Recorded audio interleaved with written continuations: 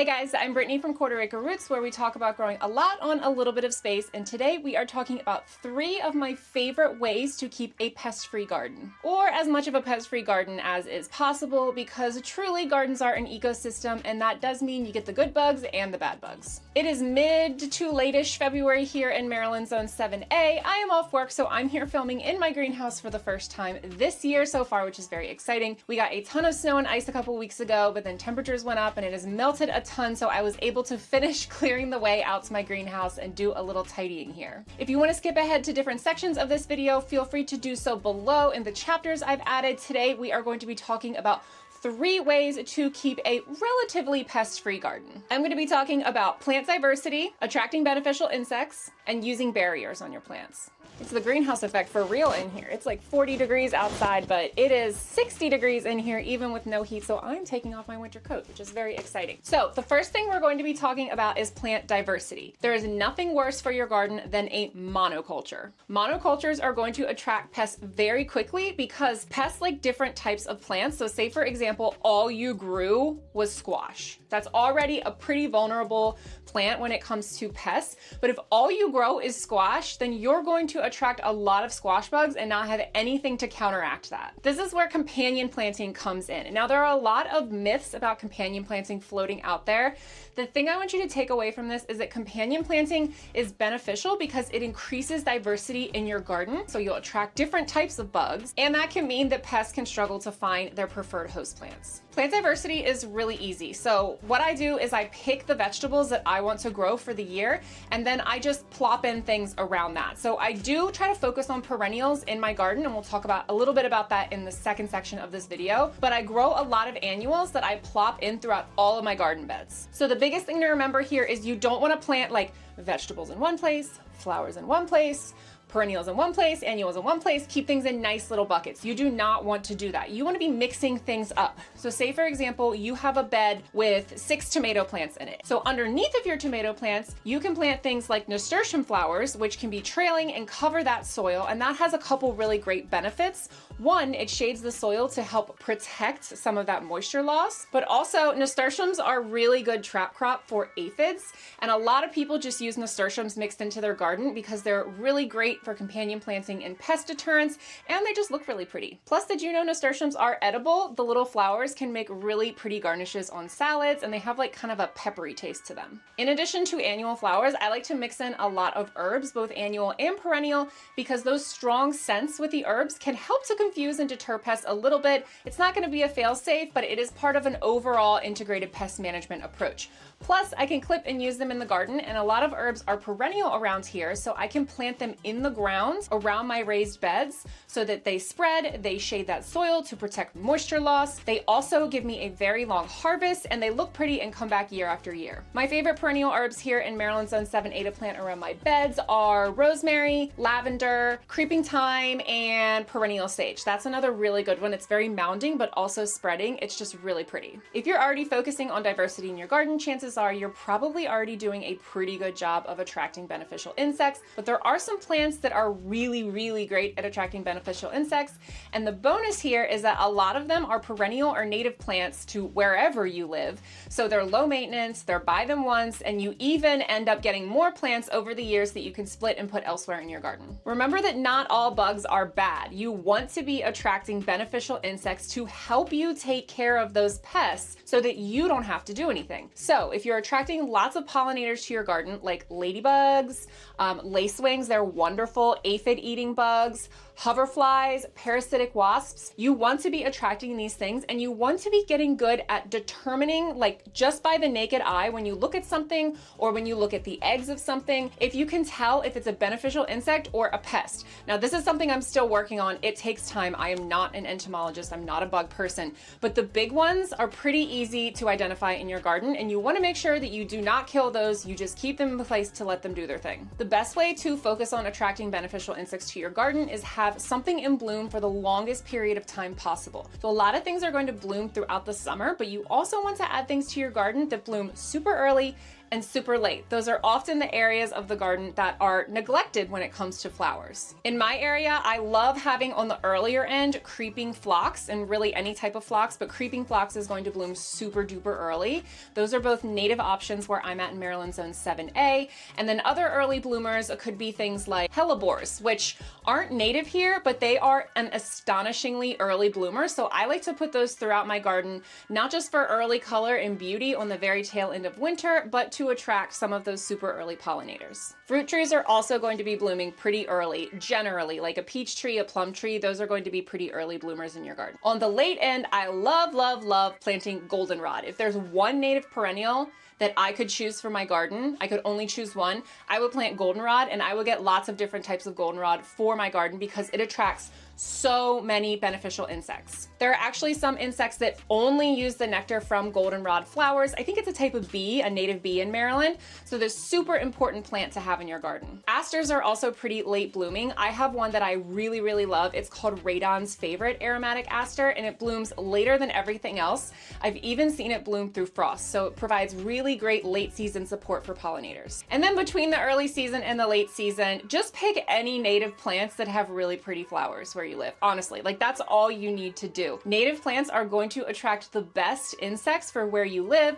So for us, I really want to be attracting not necessarily honeybees, like honeybees are great, but mason bees don't get enough credit. And mason bees love early blooming plants, and they love a lot of our native flora here. Also, when you let your herbs, your annual herbs flower and go to seed, the flowers are really great for attracting pollinators. So that means like your dills, fennels, and cilantro. Those are really great to flower and go to seed. So make sure you're factoring that in, because once you let them flower and go to seed, you're not going to be able to harvest the herbs from them anymore. So make sure you're planting them every couple weeks so you have a steady supply and you're also able to let them flower. So the takeaway here is that you should always try to have something in bloom if you can where you're living, and that a very balanced garden that attracts beneficial insects is going to go a very long way in helping you protect your garden without really doing much. And number 3 is using physical barriers in your garden. This one is a little bit more time consuming, especially if you're having to hand pollinate something that you have covered. And it does require a little bit of investment, but here's a trick for you. When Joann Fabric went out of business, I bought a ton of plain white tulle fabric. I bought pretty much everything that they have left on their fabric bolts, because even though the plain white tulle is not going to hold up as well as something that's specifically designed for insect netting, I have found that it lets through an amazing amount of light. See, you can still see me perfectly fine. This is a single layer of white tulle here. It also has small enough holes that it's going to be pretty good at deterring most pests that you want to keep off of your plants.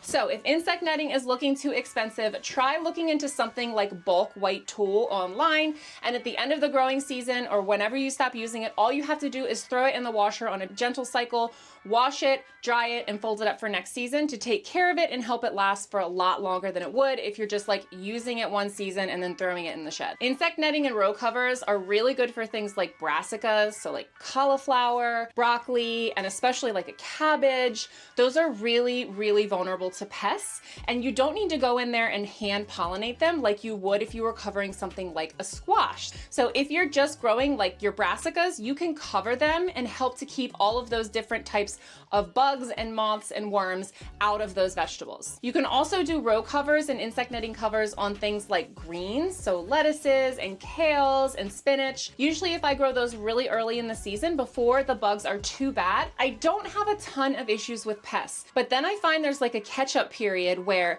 the bad bugs, specifically aphids, get kind of out of control on my greens before the good bugs have really had a chance to get in and start doing their job. So during that weird window, it's really nice to have a row cover to just protect everything under there, so I'm not having to like quadruple wash every single leaf that I bring in because the aphids are so bad. The takeaway with our number 3 here is that an ounce of prevention is worth a pound of cure, and that is super true when it comes to pest management in the garden. It's much, much harder to treat an infestation than it is to keep an eye on your plants and put up physical barriers and put things in place to deter them, to prevent them from moving in the first place. You might notice that a lot of these things that I'm discussing kind of work together. So for example, I had really really bad flea beetles on my eggplants last year. This year, I'm going to take a two-prong approach growing my eggplants. So I'm going to cover them to try and help keep those flea beetle populations down.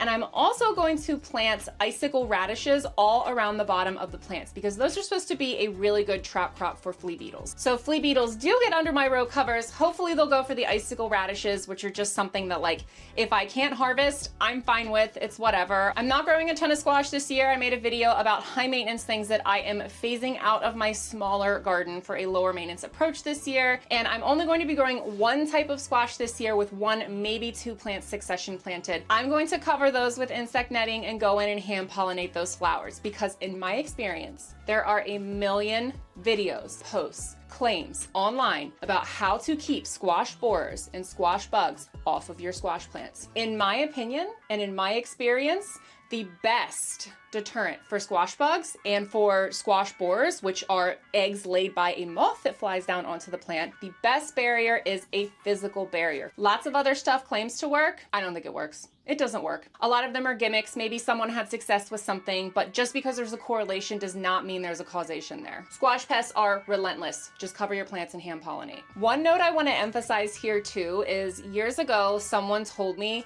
you will never have a pest-free garden because your garden, if it's functioning properly, is an ecosystem. If something is eating your plants, that's good because your garden is a great place to live.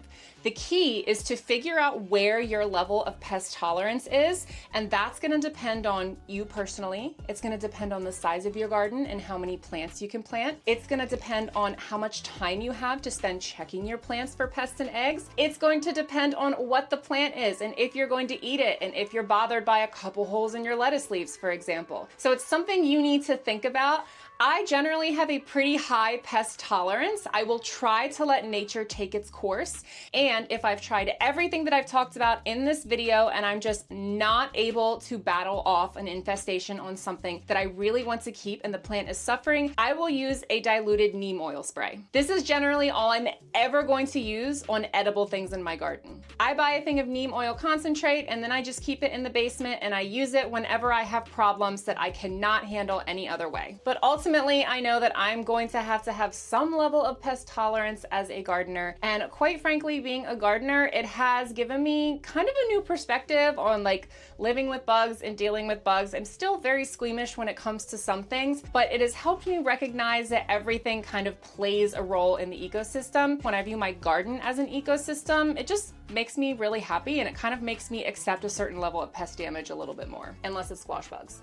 I'm tired of dealing with squash bugs. One more thing I started doing last year is kind of like a trap crop thing, is with tomatoes. If you've ever grown tomatoes, depending on where you live, you've probably encountered some type of hornworm, like a tobacco worm, a hornworm. They're those like really gnarly looking worms. They turn into beautiful moths, but they can really do a number on your tomato plants. So I feel bad plucking them off and killing them because like it's not their fault. Like they're just trying to eat something and become a moth, right? So what I've started doing is plucking a couple suckers off of some of my tomato plants in the spring and then rooting those in a pot, and they'll take off very quickly. They'll be a little bit less mature than like the tomato plants that I'm harvesting fruit from, but they will grow enough so that if I find like a little hornworm on one of my tomato plants, I can easily snip off the branch that it's on and move it over to those smaller, less mature tomato plants that are essentially the breeding grounds for these caterpillars and moths.